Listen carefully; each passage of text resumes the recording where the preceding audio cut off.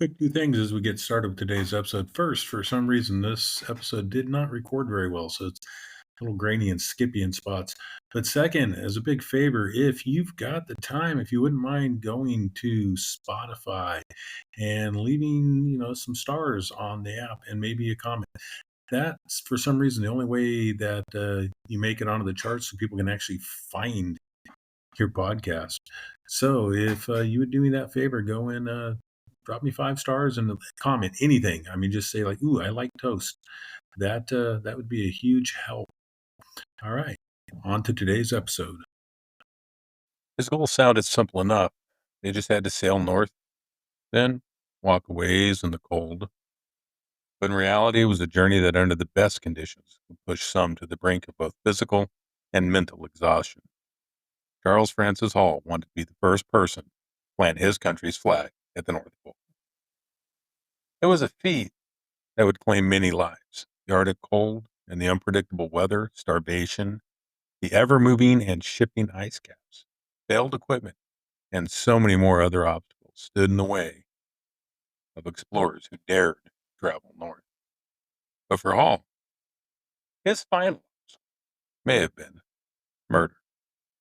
Welcome to History is Criminal. I am your host, Mick Biddick. In today's episode, we're going to look at the Arctic explorer Charles F. Hall and his mysterious death in 1871. It has been debated for 150 years. Was it bad luck or was it murder? And if it was murder, why and by whom? Exploring the Arctic or Antarctic is a history filled with tragedy, both man made and natural. Even in the short summer seasons, the cold can be unbearable. Ice sheets floating on frigid sea move and buckle, a problem much worse in the Arctic, where there is no landmass supporting the ice field. It was not uncommon for ships to become trapped in the ice and even crushed under the cataclysmic force of the shifting ice. Explorers planned on becoming encased in the ice as the short summer gave way to the long, dark winters.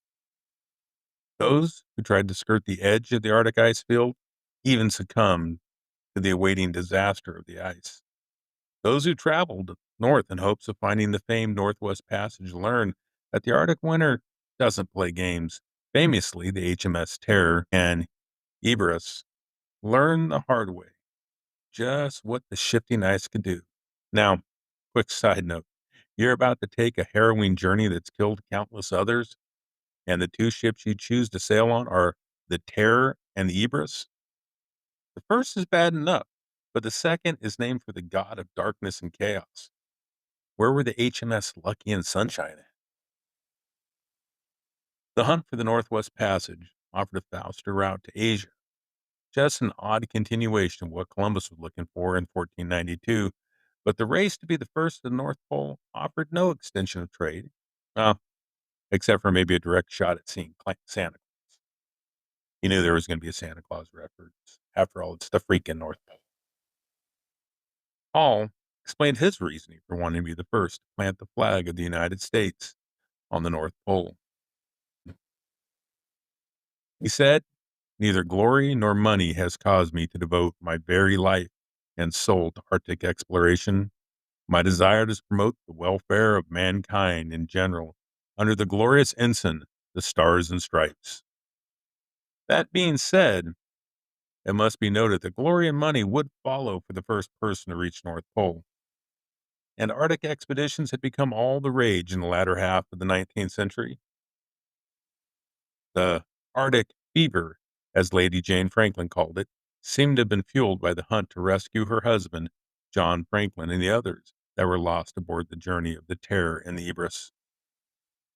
Since that ill-fated voyage in 1845, most of the developed world, especially the United States and Great Britain, had become obsessed with exploring the unknown ice pack of the Arctic. Hall himself was on his third expedition. Unlike many of the other men who wanted to challenge the extreme dangers of the furthest north, Hall was not a military man or even a sailor. There was a mystery surrounding the fate of Sir John Franklin and crew that drew Hall's interest to the Arctic exploration.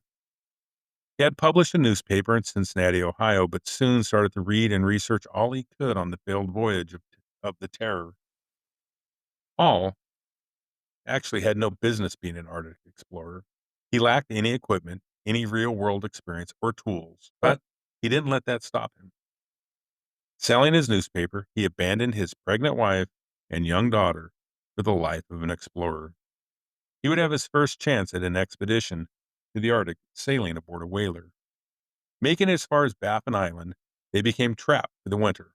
Hall took this opportunity to travel with the aid of an Inuit couple, Ippervik and his wife, Taklit. The husband and wife team served as a guide for many Arctic expeditions, including Hall's other journeys. On this first trip, lasting from 1860 to 1862, Hall found what he claimed to be artifacts from the Lost Franklin expedition. This spanned his desire to explore the region even more. But funding for major expeditions was hard to come by, as the United States was a little busy with the Civil War and some failed attempts to get an expedition started. He was finally able to start out on his second voyage in July of 1864. On this second trip to the Arctic, he hoped not only to find more clues as to the fate of Franklin's expedition, but also evidence of rumored survivors. It was on King William's Island that he found artifacts and remains, but after talking to the local Inuits, he came to the conclusion that any rumors of survivors were just that, rumors. But this was not the most interesting thing that happened on that voyage. Hall would come into conflict with a crewman by the name of Patrick Coleman. Hall shot Coleman, claiming he was attempting an armed mutiny. This was disputed by the others, who claimed that Hall simply became angry when Coleman tried to interview local Inuits without his permission. Reports are that Hall felt bad after shooting Coleman and tried to nurse him back to health. It turned out the wounds were too severe and Coleman died. Canadian officials believe this to be an American affair, and the authorities of the United States expressed no interest at all in the matter. So Hall was never tried for shooting Coleman. It seems that the frozen Arctic had no time for justice. His journals of his time in the Arctic and living among the native Inuits of Greenland had made him a minor celebrity. He also found during the 5-year absence of his second voyage, the great seafaring nations had begun a competition to see who would be the first to reach the North Pole. It was now the 1870s, and Hall was able to ride the tide of manifest destiny and jingoism into speaking tours. His message was clear. The United States had fallen behind Great Britain and its quest to conquer the Arctic. Only by planting the stars and stripes on the top of the world could the U.S. regain the lead. He said, I believe firmly that I was born to discover the North Pole. That is my purpose. Once I have set my foot on the pole, I will be perfectly willing to die. Hall sold his plan with the fervor typically reserved for a fire and brimstone preacher. This was clearly a Kennedy-esque moment, but with Hall playing the role of JFK and Neil Armstrong both. He pushed the idea that making it to the pole would open up more whaling to the U.S. Imagine, even in the 1870s, you could get Congress's attention by promising more oil, in this case, whale oil. President Grant got involved, and in the end, Congress gave Hall $50,000 to fund an expedition north. Now, this was half of what he had originally asked for, but still a sizable fortune. Grant authorized Hall to commandeer the 387-ton steamer USS Periwinkle, a gunboat in the Civil War. The ship was refitted for Arctic exploration and rechristened the USS Polaris. His crew was actually an international affair, with half of his crew being foreign born, which seems odd given the nativist feelings in the United States in the late 19th century. Among them were 4 Inuit women, including Dick Teklitik, who had acted as a guide on his first trip into the Arctic. While Hall was officially the commander, according to Congress and the president, he brought 2 experienced sailors to be in charge of the actual sailing. Sidney Buddington, a whaling captain out of Connecticut, and George Tyson, a sea captain out of New York, would handle the command while at sea. It took a year to have the ship and crew ready before they set out on July of 1871. On the 22nd of August, they made their last stop in Greenland and headed north. Tyson reported in his log that the expedition was not as close as Hall had hoped. Factors had developed among the crew. He wrote that the foreign-born sailors and the American-born had split into two camps, with the foreign-born sailors wondering aloud why Hall would be given credit for the voyage. He also wrote, already some have made up their minds as to how far they will go and when they will get home again. A queer sort of explorers, these. Even before reaching Greenland, Hall ran into conflict with Frederick Meyer, the German meteorologist. Meyer was supposed to keep the captain's journal, but complained that he was too busy with scientific work to have time to work on the journal. This issue was only settled when Hall threatened to put Meyer ashore if he didn't continue the journaling. 5 weeks later, Meyer and Emil Bessel, the German ship's doctor, came to Hall's cabin. Bessel informed Hall that Meyer was too important to the scientific research to waste on taking dictation. He further told Hall that when it came to scientific aspects of the journey, he had authority over the captain. When Hall again threatened to put Meyer ashore, he was told that if he did, that the whole German contingency, 10 of the 25 crewmen, would leave with him. Such an act would have ended the voyage and delayed it for at least another year. Hall was forced to concede, and in doing so, he lost the respect of the crew. Tyson had noted that the crew was not in the voyage for the glory or some act of patriotism. They were hired men making 2 to 3 times what they could have made whaling. Their contracts were written in such a way that they would be paid the same if the expedition succeeded or failed, if the voyage lasted 1 year or 3 years. Now, maybe it's ingrained capitalist in me, but that doesn't seem like the best way to incentivize your crew to succeed. Tyson agreed, stating that much of the crew lacked the needed intestinal fortitude to handle the Arctic expedition. When the crew first encountered icebergs, Dr. Bessel and others urged Hall to turn back and seek safe harbor for the winter. Hall pushed on past the 82nd parallel, further north than any ship had ever traveled, then turned and retreated 50 miles and appeared ready to winter over. There, the ship became iced in. They knew this would happen. This was part of the plan. But knowing something is going to happen and it actually having it happen are two different things.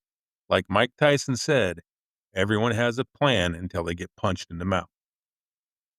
And even as badass as Iron Mike was in his prime, nothing can punch you in the mouth like an Arctic winter. Winds howl, temperatures can drop to less than negative 50 degrees Fahrenheit. Then there's the ever-present darkness. It wasn't even winter yet. It was only October when Hall set out by sled to explore the possible route north, hoping to move the ship further north once the ice had retreated. If he could do that, then it would be a mad dash by dog sled to the pole. When he returned 2 weeks later, he went to his cabin to get a hot drink of coffee. He complained it was bad coffee, both too sweet and foul tasting. Shortly after the coffee, he began to complain of pains in his stomach. Then he had a fever, bouts of delirium. For the next couple weeks, symptoms came and went.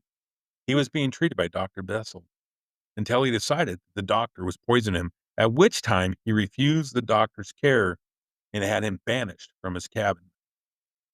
The condition only worsened, at which point he began to allow the doctor to treat him again. After 2 days, he seemed getting well enough and sat up with a scribe and dictated into his journal, stopping at one point to ask, "How do you spell murder?" 12 hours later, Commander Hall took a shallow breath and then passed away. The crew, which had already been facing a lack of discipline, fell apart.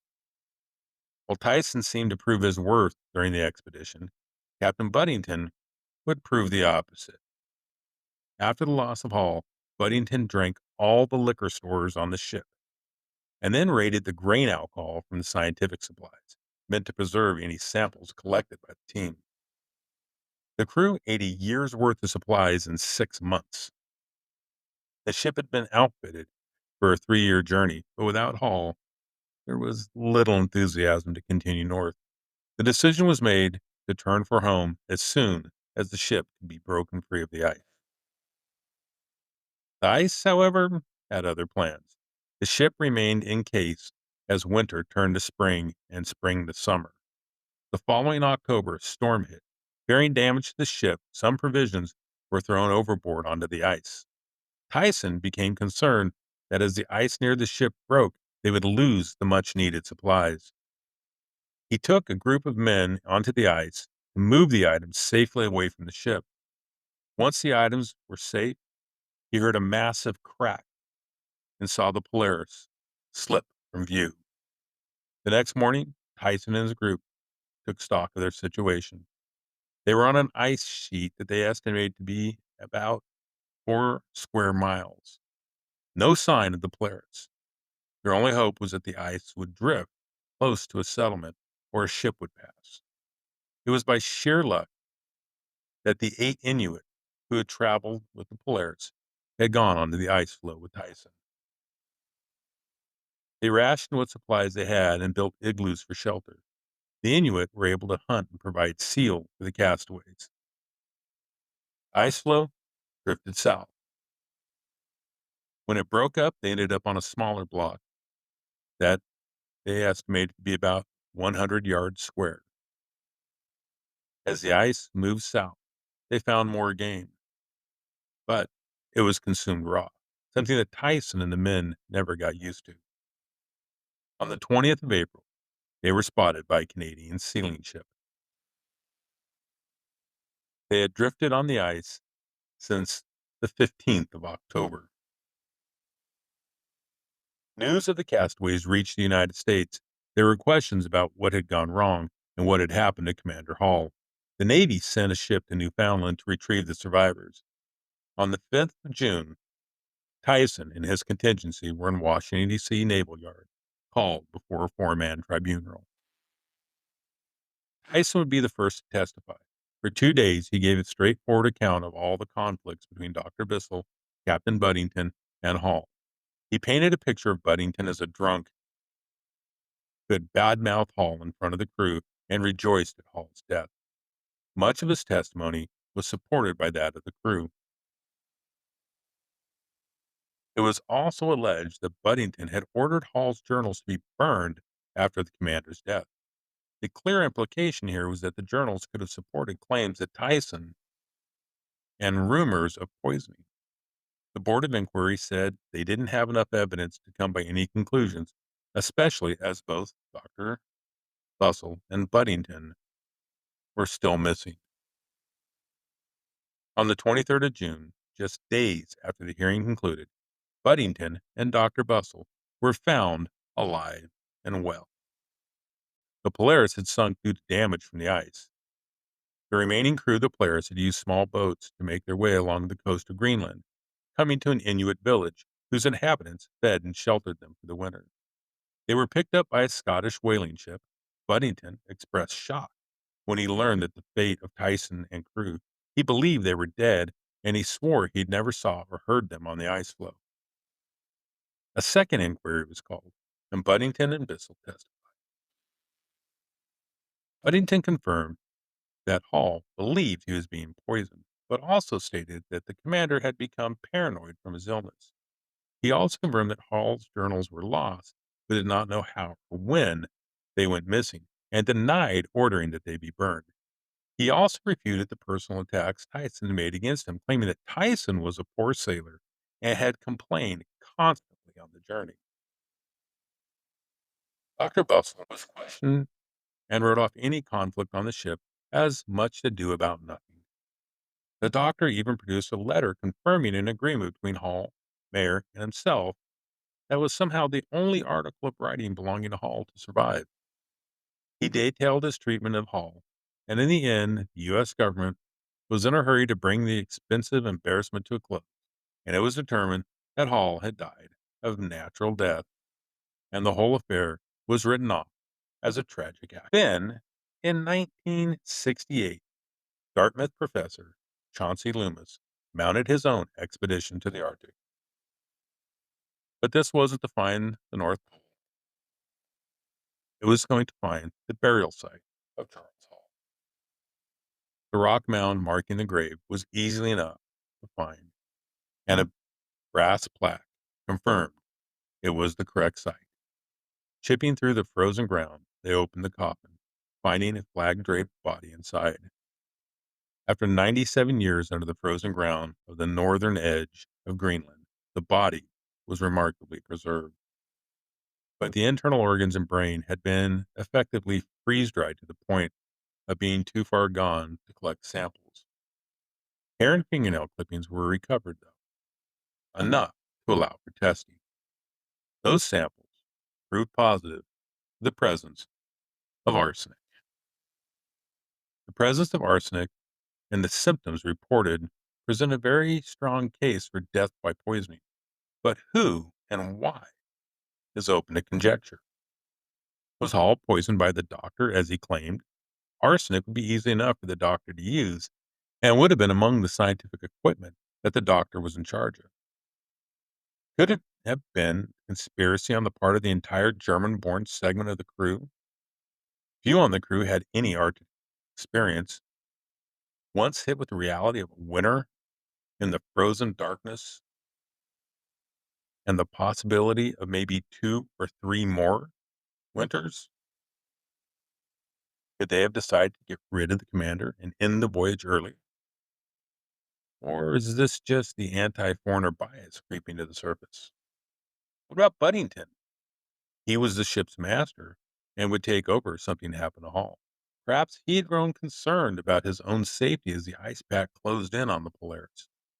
Might he have been working with the doctor or other crew members? Few of the crew, American or foreign born, seemed to have little to gain from spending 2 or more years on the ice. This might also explain why Buddington never made an attempt to find Tyson and his group once they'd become separated.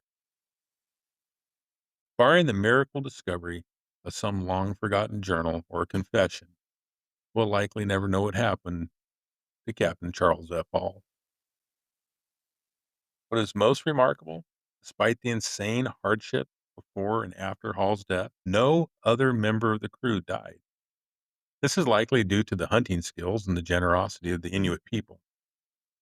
Yet it stands as an example of the spirit of survival ingrained in each of us. CrimeLibrary.org, A Final Journey, was the primary source for this episode. This has been History is Criminal. Come back in 1 week as we look at the assassination of Garfield, president, not the cat. And as usual, if you liked what you heard, tell a friend. And if you didn't like it, tell an enemy.